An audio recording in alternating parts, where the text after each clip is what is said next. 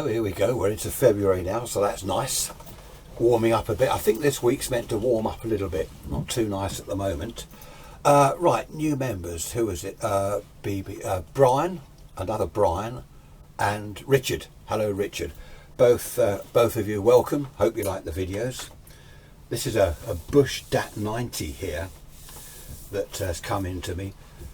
Faded out after a little while. It's all been restored. It just faded out after a little while. It's not one of mine. Anyway, I've sorted that out. It was basically a valve, IF amplifier valve, playing up after a little while, and the valve base itself, the pins just wanted, in the socket, just wanted squeezing together a little bit. So I've done that, and it's been fine. So that's going to be on test for a while. Right, is it going to be one of those weeks? I wonder. Loads of intermittent faults. Goodness me, wave change switch. Must have been a little bit of hairy wire in there, like I've said before. Volume control. The outer just making contact with something it shouldn't. So you just breathe or touch anything and it's crackling. Goodness me. Goodness me. Also, the mains lead is wired back to front. I didn't tell you that earlier. I'd already done that. So it was a live chassis. I mean, what is going on here? I think I've done it. Dare I put it back in the cabinet? I don't know. I think I've done it. But that was naughty. Live chassis, very naughty. And in the plug, a 13 amp fuse. Goodness me. I don't know what's going on here. I think I've done it. It's now safe, at least, even if it does crackle. No, it's not crackling now. Particularly busy the time of the year. That's fine. Right, let's hope that let's move on. Right, it's now back in the cabinet. I'm not going to put the back on. That's fine. That's good. Now what I'm going to do next is this one, a little master radio. So I'm going to clear the bench. Where are we?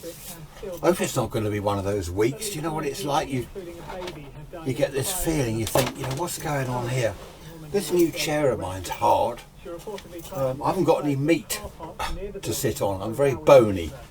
I've got plenty of meat here. I need some round the back. I might have to get a cushion. Anyway, I'm hoping that's going to be okay. I shall tidy up and be back in a minute. This is a master radio. Nice little Bakelite case. Live chassis, mains dropper type. And apparently it works, but the only thing is it doesn't work. Let's try again. Let's just plug that in. That's nothing. I wonder whether it's the on off switch. No, it's not working. I shall have to take it out of the cabinet and have a look and see what's going on. Right, it's working of sorts. The bulb was loose, and of course the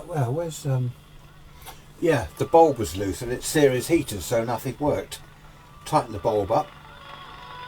I think that is the dial's way out, the scale is way out. That should be right down here. And on long wave, radio 4 is right up there. I don't know what's happened there, but I mean the radio works. I think that's smooth radio. So instead of being there, it should be down here. Also, the tuning gang, as the vanes mesh, as you go further, it all shorts out. So that's a little problem. The DAC 90. The reason for still works. Is because while the British. It's fine. Shh, don't mention it. Don't talk about it. It'll go off.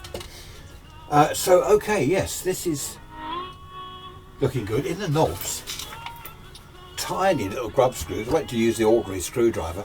I had to get a miniature little screwdriver in there. Nice little radio though. Uses. I'll show you a close up in a minute. Uses miniature valves. Yeah, the B7G, 1 octal.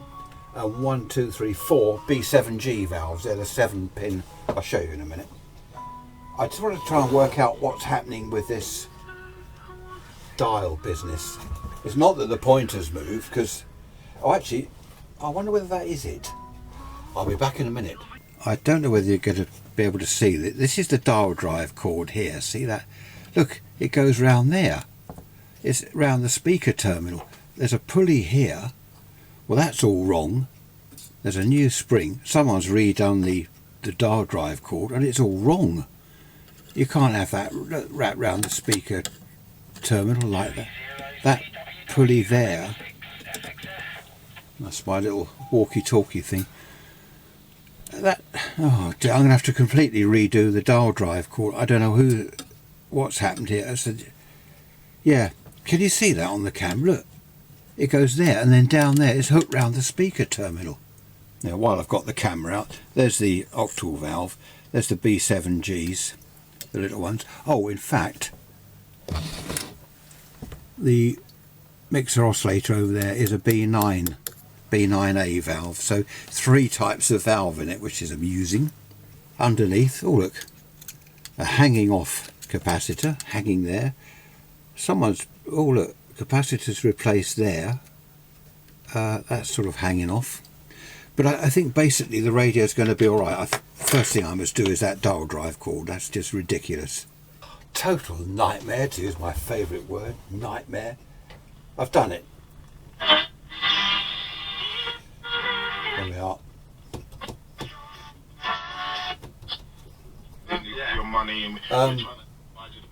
I didn't have the service sheet or manual or anything, so I had to. What you have to do in a case like that is obviously look at the pulleys, look at everything, not the loudspeaker terminal. You don't want it round there.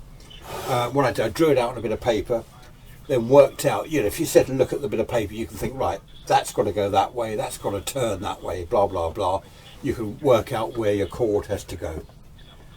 What I'll do, I haven't got many master radio manuals. There's only one on the website. I'll have a look later, see if I can find some. And if I do find any, I'll stick them on there, you know, in the members area. So that's working, dare I say it, perfectly. And even Radio 4 Longwave is in the right place. Right, that only took me 3 weeks. Actually, it did take a while. It was a nightmare, because the trouble is with a lot of these things, you can't get in there. You know, you've got to get in there, then down underneath, 3.5 turns round that, then back up, then round this. Of course, while you're doing that, the other bit falls off. Well, you know what it's like, don't you? I think what I'll do is I'll take a break from this, and I want to leave this on test, because that's all I've done to it. I want to leave it on test. So I'll take a little break from this. We'll have a look at something else. I'm just going to go briefly back to this echo input. Remember I talked about this last week, this flat one. This flat. Jerry said, does it all light up round the edge like the larger one? No, it doesn't. There's a little blue LED in the middle. LED, sorry, I mustn't say LED. In the middle. That's all you get. The lead, the power supply. An audio lead. Gordon, hello Gordon. I have answered your email, and several others basically are saying, you know, what is the point of replacing, you know, the Bluetooth business that I've fitted to a few radios? What's the point of fitting this? You know, what's wrong with the Bluetooth? It's a bit of a long story. I don't like to bore people. I don't like to go on about Bluetooth and all this sort of stuff too much, because we're basically into vintage valve radios, you know. I don't like to bang on. I don't want you to turn on a video, think, oh, Monday morning, let's see what's happened. And there I am saying, oh, Bluetooth this, Bluetooth that. A friend of mine is in his 80s. He's gone into a home. Is it a care home they're called these days, or old people's home, whatever? He's gone into a home. Very briefly, I went to visit him. They've got in the communal lounge an old HMV radio on the side. Having a chat to a few of the residents, and I said, I can get that going for you. I won't charge you. I'll restore the radio, get it all working for you. One chap said, oh, well, what is there to listen to? I said, well, there's Absolute Radio, and there's sort of general consensus was, oh, no. Smooth, oh, no. Of course, the usual story which I've mentioned before. Classic FM, no, sorry. Radio 3, no, sorry.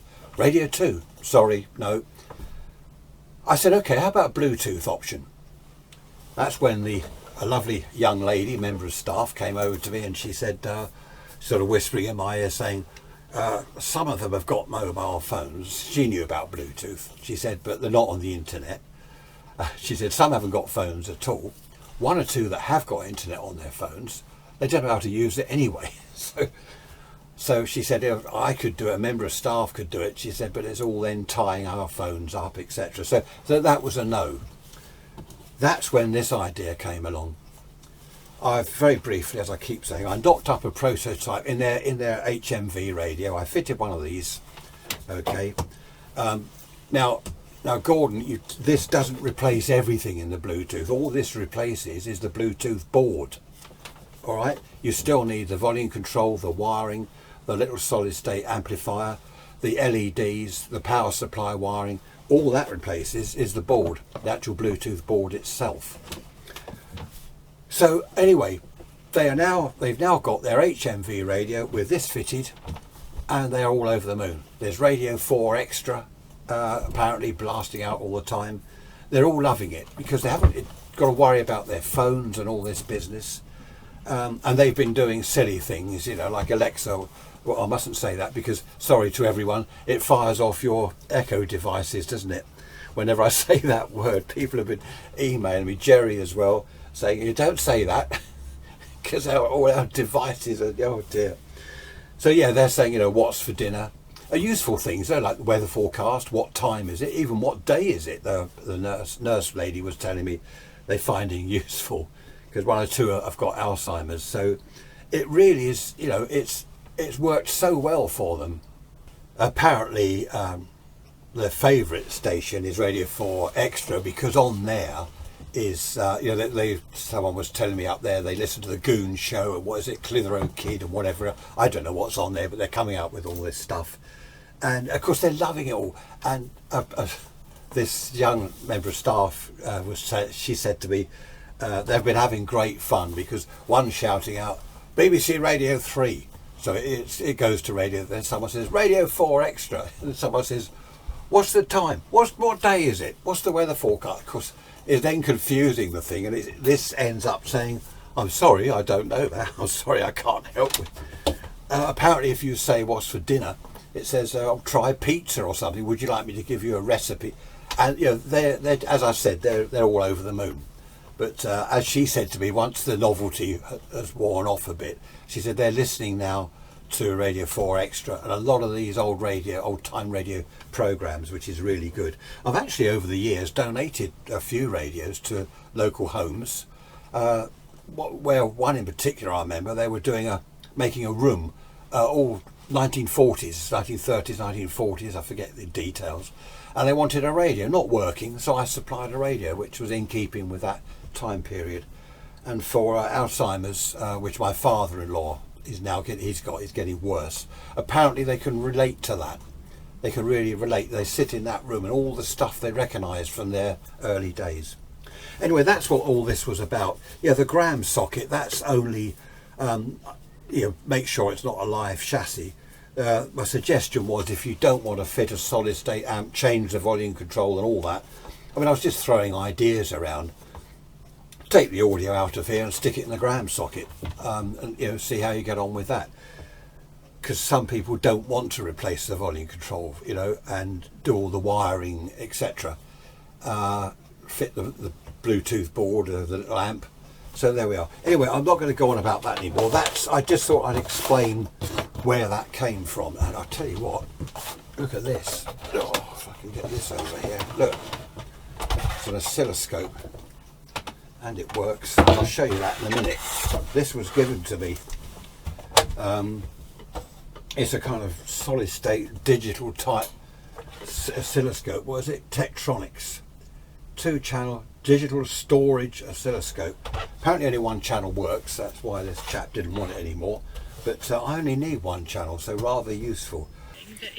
I've just hooked up this scope to this this radio. Look, that's the oscillator. If I tune, see the waveform squashing up as I go higher in frequency. Can you see that? Or I don't know. That squashes up. If I go back that way, the waveform will open out as I go lower in frequency.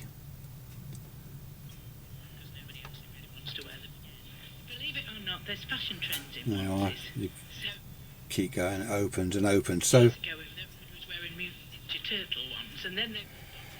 the scope does work. I don't know what it's all about. I haven't even, there's a load of buttons on here, I don't know what they do, so I'm going to have to sort that out. But that just gives you an idea. Yeah, there it is. It's quite handy to have on the bench, sort of thing you can just drag out rather than that huge thing I've got up there. I'll have to get used to it, and when I do I shall demonstrate a little bit more of what it does and doesn't do. I don't know what happens to the lighting when I do something close up. The lighting all goes orange. Anyway, there we are. I just hooked it up to the variable capacitor on this radio, which is working fine. That's my live notice, so I remember that it's on. But yeah, I'm quite pleased with that little scope, because this one is, it's about, I don't know how deep it is. It goes, the front's not too big, but it goes back a good sort of 18 inches. So this little one's quite handy. Yes, I'll have to get into it. As I say, you can press, there's buttons here that say help, and a kind of help thing comes up. You can read the text that tells you what to do and what not to do. I'll have to get into that. Right, is that it for a minute? I think so. Actually, where are we? We're getting through the week rapidly.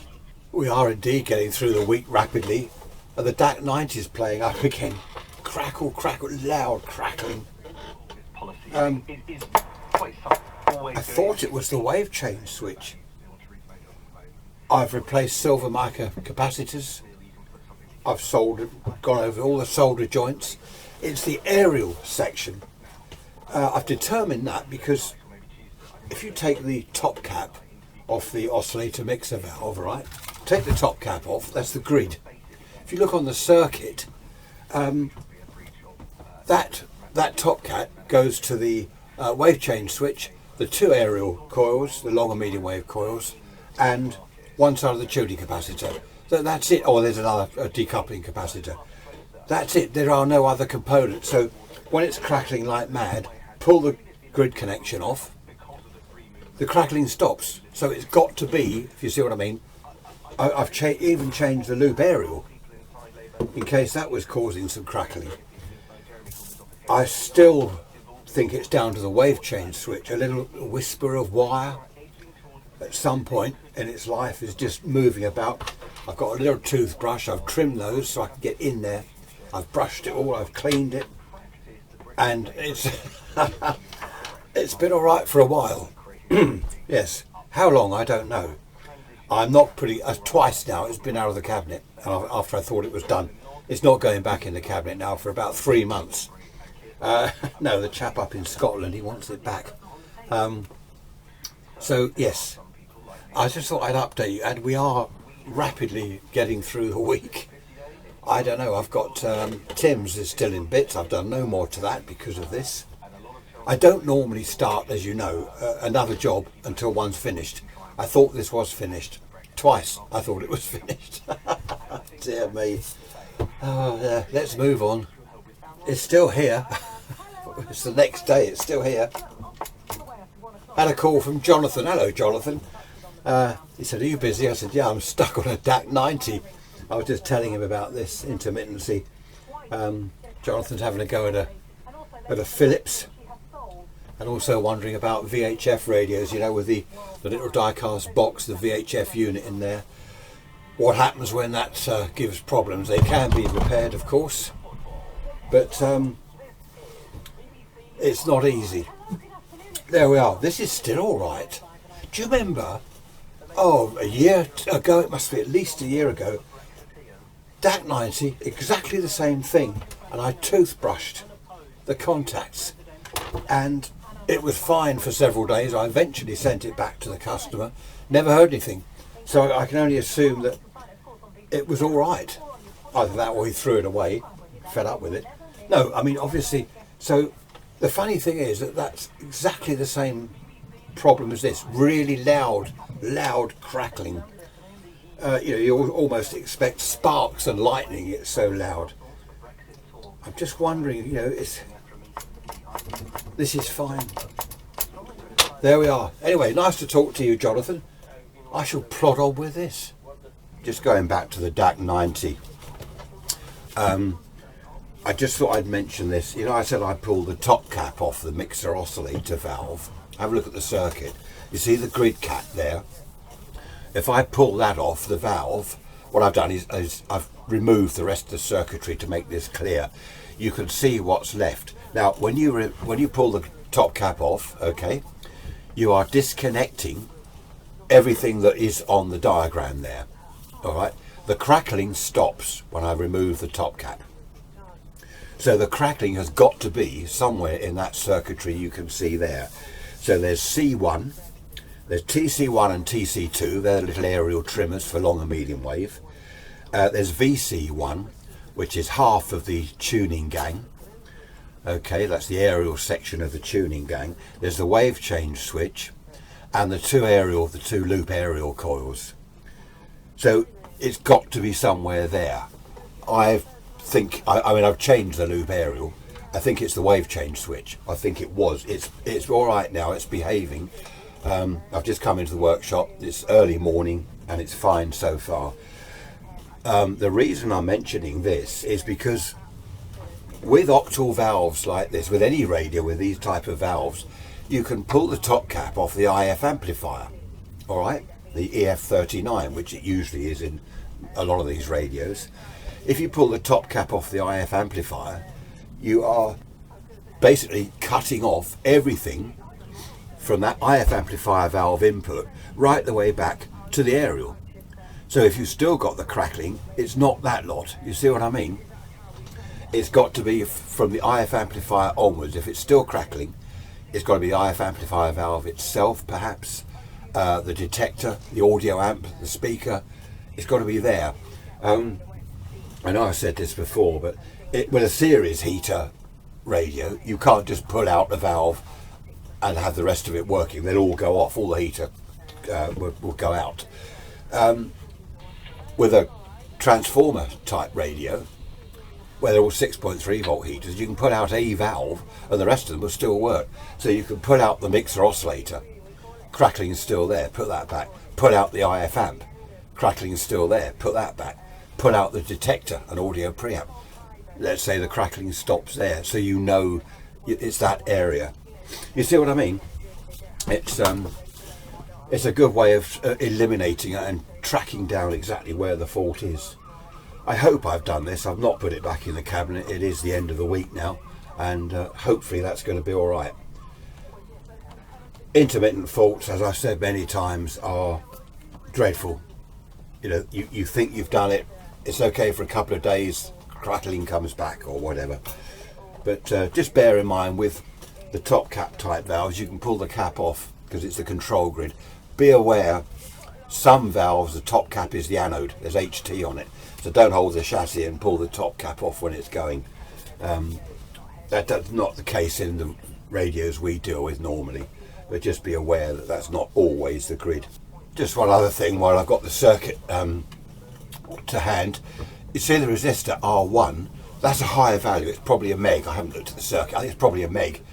That goes down and then along. That is the AGC rail. All right. So the AGC, which increases or decreases the negative on the control grid of the valve, if you follow it, okay, through that resistor, you can see that it gets to the valve grid, the top cap. It goes through the aerial coils. I mean, it doesn't matter. It doesn't affect reception. Through the aerial windings, and then it goes to the grid. That is how the negative AGC voltage gets to the control grid, the top cap of the valve. It's unlikely that there's crackling coming along the AGC rail, but that's easily sorted out by just disconnecting that resistor. That takes the AGC away from the mixer oscillator valve. Okay, so you can just see how the AGC gets there. Yeah, I doubt, I mean, if this crackling comes back, I will disconnect the AGC rail just to make sure it's not that. Okay, let's hope that's going to be all right now. As I say, coming to the end of the week, so I'll end the video shortly. Just before I do, you may have seen the review I did on the, what was it, the portable internet radio, the WR26. Separate video, I'm not putting it on here. I'm trying to keep stuff separate. And a couple of emails.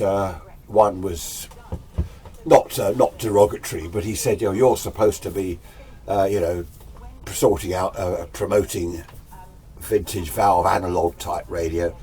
You know, you shouldn't be doing all this. What it is, I like to keep up with technology, and it's also, I think, it is promoting radio itself. Forget the kind of medium. It's promoting radio. I want people to listen to the radio like they used to. You know, in the old days, back in the 60s, everyone had a radio, and it's almost in every room in the house there was a radio. And I think that for people to listen, it doesn't matter how they listen to it, as long as they listen to the radio. You know, if you don't use it, you'll lose it, as they say. I've been trying to promote to my customers the Spitfire transmitter. So they've got their vintage radio, they can put their DAB radio into the Spitfire and then listen to it on here. They can listen to Radio 4 Extra, you know, Classic FM, Radio 3, Radio 2, Radio 1, anything. Thousands of stations. Well, not on DAB thousands, but you know, if you've got an internet radio, whatever. But the Spitfire transmitter, it doesn't go down well with people. It does with us, because we're into radio, aren't we? But with the customer, the sort of man in the street, when I've said, right, I've actually demonstrated to a lot of customers, there's your Spitfire, power supply there, you plug that in, you've got an aerial, which you run perhaps, wherever you're running it as far as you can. You then got to put audio into the transmitter from a radio, perhaps an internet or a DAB or FM radio. And I can see by their face, the grimacing and the kind of look of, oh dear, the strange expressions. I can see that they don't want to do it. It's not something they want to get involved in. It's all too complicated. Can you hear that? They're starting to crackle again. I don't believe.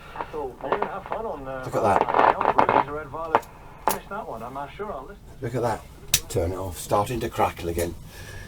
Anyway, there we are. So, the Spitfire transmitter, which is ideal because it transmits, you can use your original valve radio.